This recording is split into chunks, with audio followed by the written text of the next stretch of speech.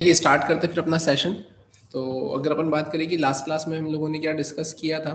तो last session की अगर अपन बात करें तो लास्ट सेशन में मैंने आप लोगों को क्रिएट असिंक थंक के बारे में बताया था, राइट। जिसमें आपने ये देखा था कि आप कैसे असिंक्रोनस फंक्शन को आप आपके स्लाइस डॉट जेएस वाली जो भी आपकी फाइल रहेगी स्टोर के अंदर अवेलेबल, उसमें आप कैसे असिंक्रोनस असिंक फंक्शन को यूज करेंगे, राइट। अब अगर अपन बात करें आज के सेशन में हमें क्या डिस्कस करना है, तो आज के सेशन में हमें यहाँ पर कुछ हुक के बारे में पढ़ना है ना। जिसमें अगर मैं सबसे पहले हुक की बात करूं तो वो है आपके पास में आपका प्रॉप ड्रिलिंग है ना वाला केस, है ना। अब ये जो प्रॉप ड्रिलिंग वाला केस है ये क्या है, तो ये प्रॉप ड्रिलिंग वाली एक प्रॉब्लम है और इस प्रॉब्लम को सॉल्व करेगा आपका यूज कंटेक्स्ट हुक,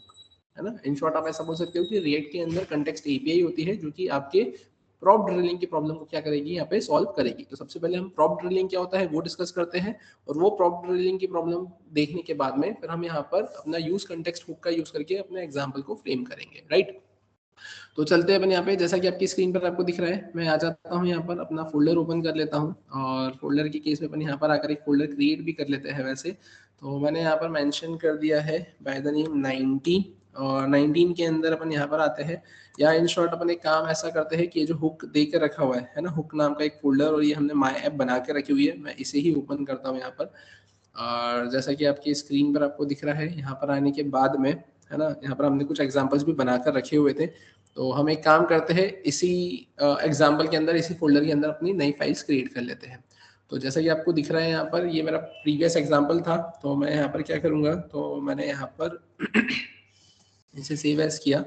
और सेव एज करने के बाद में हम यहाँ पर आते हैं, मैंने यहाँ पर इसे ऐप3 से सेव कर दिया। अब मैं यहाँ पर आता हूँ app.js पर और यहाँ आने के बाद में हम हमारी फंक्शनलिटी को क्या करेंगे, इम्प्लीमेंट करेंगे। जिसके लिए मुझे करना क्या रहेगा यहाँ पर, तो अपन एक काम करते हैं, यहाँ से ये सारी चीज़ें अपन क्या कर देते हैं, यहाँ पर सबसे पहले तो हटा देते हैं, ठीक है। अब मैं यहाँ पे क्या करूँगा, तो मैंने यहाँ पे सिंपली लिखा है फंक्शन, फंक्शन में मैंने यहाँ पे लिख लिया है क्या, ऐप। अपन यहाँ पर आ गए और यहाँ आने के बाद अपन क्या लिखेंगे, एक्सपोर्ट डिफॉल्ट, और मैंने यहाँ पे मेंशन कर दिया है क्या, ऐप। और यहाँ आकर हम क्या करेंगे, तो मैंने लिखा है रिटर्न, और रिटर्न की केस में हम क्या कर देंगे यहाँ पे, तो मैंने शॉर्ट हैंड टैग यहाँ पर मेंशन कर दिया। क्लियर है यहाँ तक। अब अगर हम बात करें अब हमें यहाँ पर करना क्या है, तो अब जैसा कि आप यहाँ पर देखेंगे कि सबसे पहले, है ना, हम करेंगे क्या यहाँ पर, तो मैंने यहाँ पर लिखा है use state,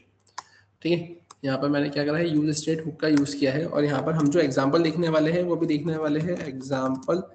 showing the concept of prop drilling, ठीक है। वैसे तो आप वैसे तो देखा जाए तो ये कंसेप्ट है, लेकिन आप ऐसा बोल सकते हो कि कंसेप्ट के साथ में ही एक लिमिटेशन बोल सकते हो या एक प्रॉब्लम बोल सकते हो। अब ये क्या प्रॉब्लम है, क्या लिमिटेशन है, ये प्रॉप ड्रिलिंग मतलब क्या, तो प्रॉप ड्रिलिंग मतलब आप इसको एक सिंपल सा एग्जांपल से ये समझे कि for example I have 5 components, मेरे पास में 5 कंपोनेंट्स हैं। अब किसी एक कंपोनेंट में, या इन शॉर्ट आप ऐसा बोलो कि मेरे पास में जो मेरा फर्स्ट कंपोनेंट है उसमें मेरे पास में कुछ डेटा है, उस डेटा को मुझे यहाँ पर 5th कंपोनेंट में लेकर जाना है। तो अब यहाँ पर मुझे अगर मेरे फर्स्ट कंपोनेंट के डेटा को अगर 5th कंपोनेंट में अगर लेकर जाना है, तो उस केस में what I need to do is I simply need to pass that specific data in every individual और इंटरडिपेंडेंट और इंडिपेंडेंट, है ना, कंपोनेंट्स, है ना। मतलब आपको क्या करना रहेगा यहाँ पर, तो आपको यहाँ पर उस एक कंपोनेंट के डेटा को आपको यहाँ पर अगर 5th कंपोनेंट पे लेकर जाना है, तो आपको सारे कंपोनेंट में वो डेटा को क्या करना पड़ेगा, पास करना पड़ेगा। अब लेकिन जैसा कि मैंने अभी बोला, इंडिपेंडेंट या इंटरडिपेंडेंट, है ना, तो इंटरडिपेंडेंट मतलब एक दूसरे के ऊपर डिपेंडेंट, और इंडिपेंडेंट मतलब भी क्या होगा यहाँ पर, तो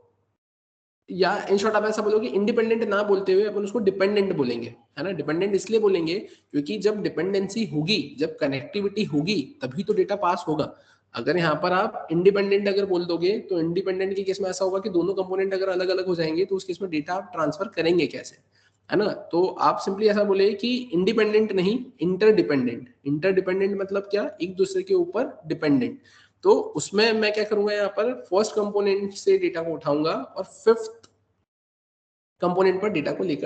जाकर क्या करूंगा, सेट करूंगा। तो ये होता है प्रॉप ड्रिलिंग। इस केस में पहले कंपोनेंट से डेटा दूसरे में जाएगा, दूसरे कंपोनेंट से तीसरे में, तीसरे से चौथे में, और चौथे से पांचवे में।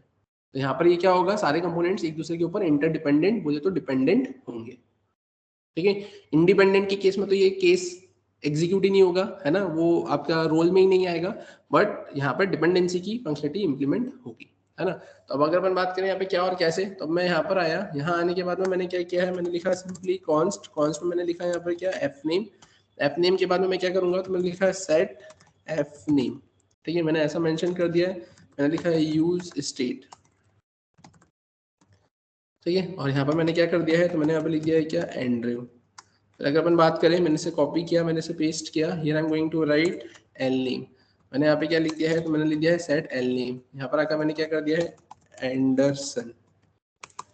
राइट, ये मैंने ऐसा मेंशन कर दिया। अब अगर अपन बात करें अब करना क्या है, तो अब अपन यहाँ पर आए, अब यहाँ आने के बाद में मैंने सिंपली क्या किया है, तो अब ये तो मैंने ऐप बना के रखा हुआ है, अब ऐप बना के रखा हुआ है, लेकिन अब ऐप के भी पहले अगर मैं बात करूँ, है ना, तो मुझे करना क्या रहेगा, तो अपन एक काम करते हैं, मैं यहाँ पर आया और अपन एक काम ये करते हैं यहाँ पर कि मैंने यहाँ पर आने के बाद में क्या किया है, तो मैंने यहाँ पर सिंपली लिखा है अपना एक और मैं कंपोनेंट बनाता हूँ सबसे पहले, तो यहाँ पर मैंने लिखा है फंक्शन, और फंक्शन में मैंने लिखा है यहाँ पर क्या, मैंने लिखा है चाइल्ड ए, मैंने ऐसी कुछ फंक्शनलिटी मेंशन कर दिया, ठीक है, मैंने यहाँ पर ऐसी कुछ फंक्शनलिटी यहाँ पर मेंशन कर दी है। अब यहाँ पर क्या होगा, तो अपन यहाँ पर आए, अब यहाँ से अपन आएंगे, और यहाँ आने के बाद में मैंने क्या लिखा है, मैंने लिखा है यहाँ पे रिटर्न, अब यहाँ पर मैंने रिटर्न लिखा है, अब इस रिटर्न के अंदर अपन क्या करेंगे, अब यहाँ पे अपन यहाँ पर आ गए, यहाँ पर आकर मैंने एक मेंशन कर दिया, मैसेज किया, मैंने लिख दिया यहाँ पर H2, यहाँ पे मैंने क्या लिख दिया है H2, और मैंने यहाँ पे क्या लिख दिया है दिस इज चाइल्ड ए, मैंने ऐसा लिख दिया। मैंने यहाँ पर क्या किया, मैंने इसे कॉपी किया, कॉपी करने के बाद मैं क्या करूँगा, मैंने इसको पेस्ट किया, मैंने मेंशन किया है दिस इज चाइल्ड बी, फिर मैंने यहाँ पर आकर क्या करा है, मैंने इसे पेस्ट किया, मैंने यहाँ पे लिख दिया है क्या सी, और यहाँ पर मैं क्या लिख दूंगा दिस इज चाइल्ड सी, कोई दिक्कत, ठीक है। अब अपन क्या करेंगे यहाँ पर, अब तो यहाँ पर आने के बाद में मैंने सिंपली क्या लिखा है, और मैंने यहाँ पे लिख दिया है H2, और H2 में मैंने यहाँ पे क्या मेंशन कर दिया है, तो मैंने लिख दिया है यहाँ पर दिस इज ऐप कंपोनेंट, ठीक है, मैंने ऐसा मेंशन कर दिया। अब मैं यहाँ पर आया, अब यहाँ आकर अपन करेंगे क्या, तो अब यहाँ पर आने के बाद में मैंने सिंपली लिखा है क्या चाइल्ड, और चाइल्ड में मैंने यहाँ पे क्या लिख दिया है ए। अब यहाँ पर अपन क्या करेंगे, तो मैंने चाइल्ड ए लिखा, और इसमें मैं यहाँ पे क्या लिखूंगा एफ नेम, और मैंने यहाँ पे लिख दिया है क्या एफ नेम, और मैंने यहाँ पे लिख दिया है एल नेम, और मैंने यहाँ पे क्या लिख दिया है एल नेम, कोई दिक्कत। अब ऐसा लिखने से क्या होगा कि अपन अब यहाँ पर आए, अब यहाँ आने के बाद मैंने ये कंपोनेंट लिख के रखा हुआ है, तो कंट्रोल यहाँ पर आ जाएगा, अब ये इसके अंदर कंसिडर होगा, है ना, अब ये इसके अंदर कंसिडर होगा, मतलब कैसे कि मेरे को रिटर्न करवाना है यहाँ पर, अब ये चाइल्ड ए आ गया, तो अब ये यहाँ पे मेरे को ये कुछ वैल्यू रिटर्न कर देगा, है ना, फिर वो कुछ वैल्यू रिटर्न कर देगा, फिर वो कुछ वैल्यू रिटर्न कर देगा, तो कैसे क्या, तो अब यहाँ पर अगर मैंने चाइल्ड ए के अंदर ये दोनों पास किया है एफ नेम एल नेम, तो ये कैसे कंसिडर होंगे, एज ए प्रॉप्स कंसिडर होंगे, प्रॉप्स कंसिडर होंगे, तो मैंने यहाँ पर अब क्या लिख के रखा है, तो मैंने लिखा है PROPS प्रॉप्स। अब यहाँ पर आने के बाद में मैं क्या करूंगा, यहाँ आने के बाद में मैंने लिखा है चाइल्ड बी, चाइल्ड बी मैंने लिखा, अब चाइल्ड बी के अंदर भी मेरे पास में क्या होगा एफ नेम होगा, और चाइल्ड बी के अंदर भी मेरे पास में क्या होगा एल नेम होगा, तो मैं क्या बोलूंगा यहाँ पे जो मेरे पास में मेरे प्रॉप्स आया है मेरे पास में, है ना, तो मैंने क्या करा है इस प्रॉप्स में से मैं क्या निकाल लूंगा एफ नेम निकाल लूंगा, और इस प्रॉप्स में से मैं क्या निकाल लूंगा यहाँ पर एल नेम निकाल लूंगा। अब फिर क्या होगा, यहाँ पे चाइल्ड बी पर आप आएंगे, यहाँ पर भी आपके पास में क्या आएगा, यहाँ पर आपके पास में प्रॉप्स आएंगे, और यहाँ पर आएंगे, यहाँ आने के बाद मैंने क्या करा है, तो मैंने लिखा है यहाँ पे चाइल्ड सी। अब चाइल्ड सी में यहाँ पर क्या होगा, चाइल्ड सी में भी अब आप यहाँ पे क्या बोलेंगे एफ नेम, एफ नेम में आपने यहाँ पे क्या किया है, तो आपने यहाँ पे लिखा है प्रॉप्स डॉट एफ नेम, और यहाँ पर आप क्या लिखेंगे एल नेम के केस में आप यहाँ पर सिंपली लिखेंगे अपना प्रॉप्स डॉट एल नेम। फिर अब आप यहाँ पर आएंगे, यहाँ पर भी आप क्या लिखेंगे, तो आप यहाँ पर लिखेंगे प्रॉप्स, और यहाँ आकर अब आप क्या करेंगे, तो यहाँ आने के बाद में आपने मेंशन कर दिया है क्या H3, यहाँ पर भी आपने मेंशन किया है क्या H3, और यहाँ पर अब आकर आप करेंगे क्या, आपने इसे कॉपी किया, इसको पेस्ट किया, पेस्ट करने के बाद में आप क्या लिखेंगे, यहाँ पे आपने लिखा है फर्स्ट नेम, और यहाँ पर आकर आपने क्या कर दिया है, तो आपने यहाँ पे लिख दिया है simply props dot F name, और आप यहाँ पर आएंगे, आपने इसे कॉपी किया, आप यहाँ पर आएंगे, और यहाँ पर अगर आपने इसको पेस्ट किया, और आप यहाँ पे क्या लिख देंगे लास्ट नेम, यहाँ पर लास्ट नेम के लिए आपने कितना लिख दिया है एल नेम, और यहाँ पर आप क्या लिखेंगे, you simply need to write last name, ठीक है। तो आपने यहाँ पर ऐसा मेंशन कर दिया, तो इससे क्या होगा, तो इससे सिंपली ये होगा कि यहाँ पर है ना अब ये देखिए रखा हुआ है, तो ये रिटर्न करेगा, वैल्यू, ये रिटर्न होगी वैल्यू कहाँ पर आपकी, यहाँ पर। तो जो वैल्यू आएगी वो रिटर्न होगी वैल्यू आपकी यहाँ पर, जो वैल्यू होगी रिटर्न वो होगी आपकी यहाँ पर। अब अगर अपन इसको रन कर देखते हैं कि ये रन होने के बाद में कैसे क्या आपको देखने को मिलेगा, तो मैंने यहाँ पर लिखा npm start, अपन यहाँ पर आते हैं, देखते हैं। अब यहाँ पर देखो ये क्या बोल रहा है, मैंने कुछ गड़बड़ करी है क्या, बनाते हैं यहाँ पर, ठीक है।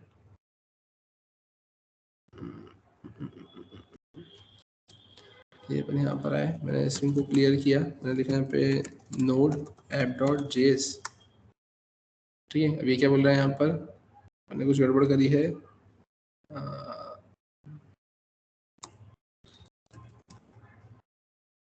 मॉड्यूल नॉट फाउंड, क्यों,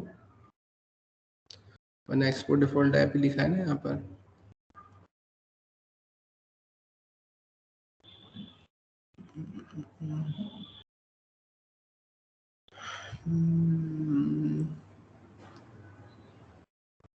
वही चीज तो हमने लिखी है यहाँ पर, क्या app.js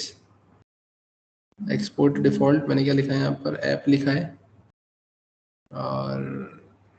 यहाँ पर आने के बाद में index.js, यहाँ पर अपन ने ऐप ही लिख के रखा हुआ है, यहाँ पर आकर मैंने फंक्शन ऐप ही लिख के रखा हुआ है ना, फंक्शन ऐप लिखा है मैंने। और फंक्शन ऐप लिखने के बाद में अपन क्या करेंगे, यहाँ पर रिटर्न लिखा है, और रिटर्न के बाद में अपन क्या करेंगे यहाँ पर, तो रिटर्न के बाद में अपना एक्सपोर्ट डिफॉल्ट ऐप ही लिख के रखा हुआ है यहाँ पर। तो अपन आ जाते हैं यहाँ पे, ठीक है, अपन यहाँ पर आए और 5 मिनट, अपन यहाँ पर आए और ठीक है, इसमें कुछ गड़बड़ करी कि मैंने यूज स्टेट लिखा है, यहाँ पे यूज स्टेट में मैंने रिएक्ट ही लिखा हुआ है, यहाँ पर भी अपन रिएक्ट ही लिखेंगे, ठीक है। नोड मॉड्यूल हमारे पास में है, हाँ अवेलेबल है, ठीक है। और अगर मैं पैकेज.json की बात करूँ अगर यहाँ पे, तो पैकेज.json में हमने यहाँ पे लिख के रखा हुआ है क्या, स्टार्ट में रिएक्ट स्क्रिप्ट स्टार्ट, और अगर हम बेसिक फाइल की बात करें यहाँ पर, अच्छा ये माई ऐप के अंदर है, ठीक है ना। प्रॉब्लम ये थी कि हम यहाँ पर माई ऐप के अंदर नहीं थे, तो मैंने लिखा cd माई ऐप, ठीक है। मैंने स्क्रीन को क्लियर किया, क्लियर करने के बाद में अपन करेंगे क्या यहाँ पर, तो क्लियर करने के बाद में मैंने लिखा npm start, अपन आते हैं यहाँ पर, अब देखते हैं यहाँ पे कैसे क्या आउटपुट आपको देखने को मिलेगा।